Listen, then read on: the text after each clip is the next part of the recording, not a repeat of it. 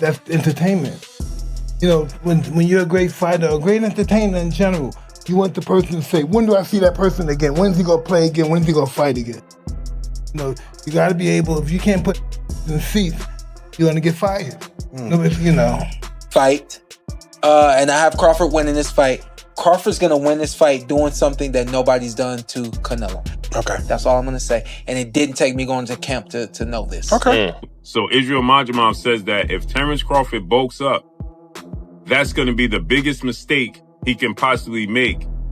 And that's going to hinder him from being victorious against Saul Canelo Alvarez. Mike Tyson shared his thoughts after training with Terence Crawford, emphasizing the importance of staying calm before such a monumental fight against Canelo.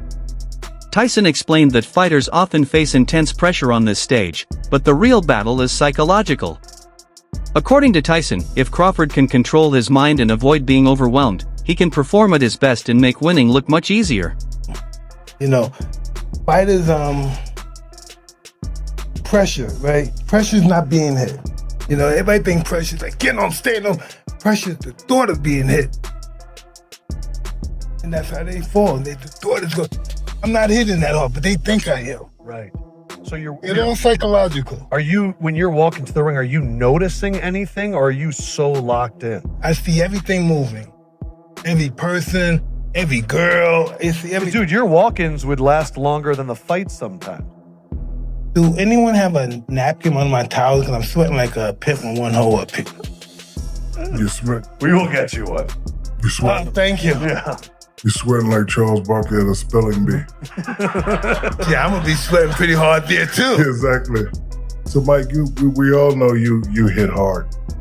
Who was the first person that when they hit you, you was like, oh, okay, this guy hits pretty hard? Amir Khan, a seasoned boxer who once shared the ring with Canelo Alvarez, acknowledges the magnitude of a potential clash between Canelo and Crawford. Khan believes Canelo is a great fighter with unmatched experience, but he also points out that Crawford possesses real punching power. As Crawford gains weight and adjusts to the division, Khan sees him as a stronger fighter than ever before. He suggests that this isn't a one-sided contest, both fighters bring incredible skill sets to the table. For Khan, the bout is more than just another fight. It's a meeting of two extraordinary talents, each capable of shifting the outcome with a single move.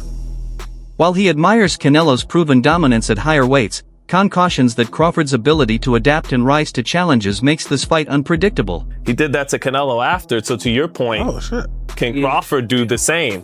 Coming up from 54 and 47, can he, or will that, throw off the catch and shoot?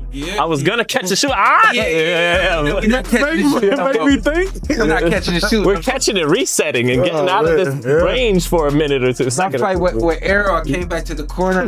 I had a look on my face, I guess. And my dad said, "What's wrong?" I said, "Nothing." Like, classic Sean, nothing. He said, "Sean, tell me what's wrong." I said, my legs are kind of tight. He said, "Your legs kind of tight." He looked back, looked behind him. He would always do this and look back at the other corner. I don't know why. He looked back at them. It was a habit problem. He said, "All right, we're not gonna use our legs so much this round." And I was thinking to myself, like, I need these legs. I'm not trying to wear these shots. Yeah. So to your point, when there's a feeling, when the nervous system goes out, where does that adjustment take place? Do you trust the adjustment? Do you implement it? So that next round I did settle down a little more. I was lost the round. Whatever. Hell up. I know around here. Chill out. Know around here. Sport is wild, dog. So we got some time until this fight. So we ain't gotta pour it all out at one time. We'll work our way up to this one. Try to get on big guests to lead up to the fight. Expect some more very, very big guests, and expect some very, very big things from the Puerto Rico podcast the week of Crawford versus Canelo versus Crawford takes place here.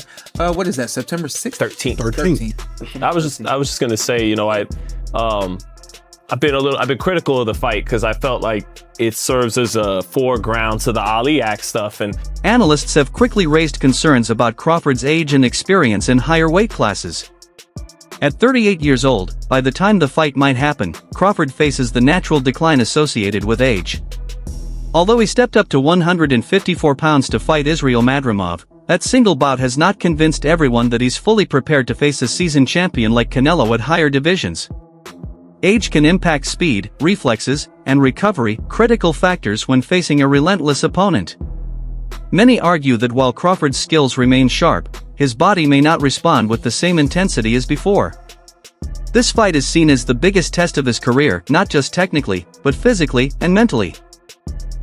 Given the stakes and opponent. Being successful, September 13th, Las Vegas, Nevada, Allegiant Stadium, when he takes on another first ballot Hall of Famer, 4-division world champion, 2-time undisputed world champion, and reigning undisputed super middleweight world champion, Mexican superstar boxer Saul Canelo Alvarez, who is 63 wins, 2 losses, 2 draws, 39 wins by way of knockout.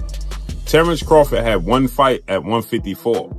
That was against Israil Madrimov, the WBA junior middleweight world champion, right? And since then, Terence Crawford has moved up now to 168 to challenge Canelo Alvarez, okay? And so prior to that, he spent 5 years at what?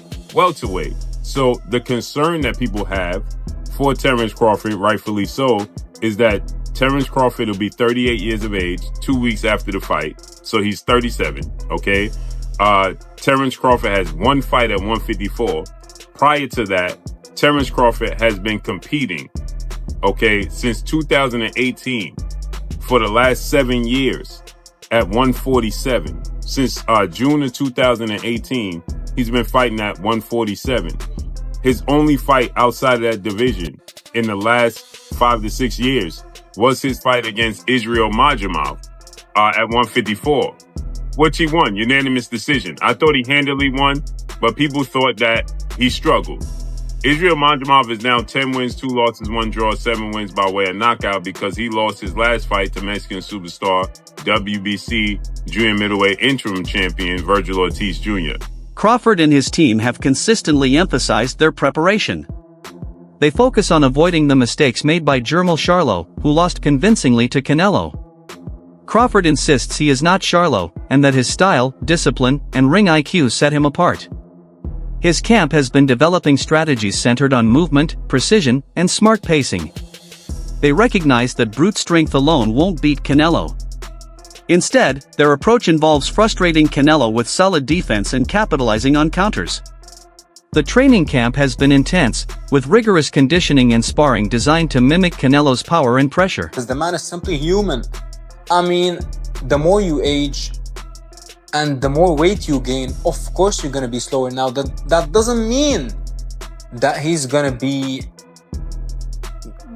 won't be an elite fighter anymore. No, of course not. When you talk about special fighters like Terence Crawford and Canelo Alvarez, they can handle themselves against anyone on any given night in the worst circumstances possible. That is a fact, ladies and gentlemen. So let's get back into the discussion when it comes to Terence Crawford carrying the 168 division, when it comes to the 168 pound weight. So if you actually think about it, Terence Crawford, how is the man looking right now? I know, yes, I know that we have seen the new pictures of Crawford with him looking absolutely massive, but I actually talked about this in one of my previous videos, ladies and gentlemen, which you can go back and check out. Terence Crawford, don't let these pictures fool you, ladies and gentlemen. Don't let these pictures fool you. Yes, of course Terence Crawford gained weight, but the pictures make it seem like Terence Crawford looks like a heavyweight. Let me tell you this, ladies and gentlemen, the lighting and the pump and the angle, everything plays a part in how you look in pictures. You know what I mean? Like, this is a fact, ladies and gentlemen. I can show you 2 pictures of me taken within 24 hours, and in one picture, my physique looks completely different than the other picture. One picture I can take after having a unbelievable workout, with a nice sweat on, with a nice pump, with some nice lighting, and a nice angle. I would look completely different than when I look right now or getting out of bed, which I just did.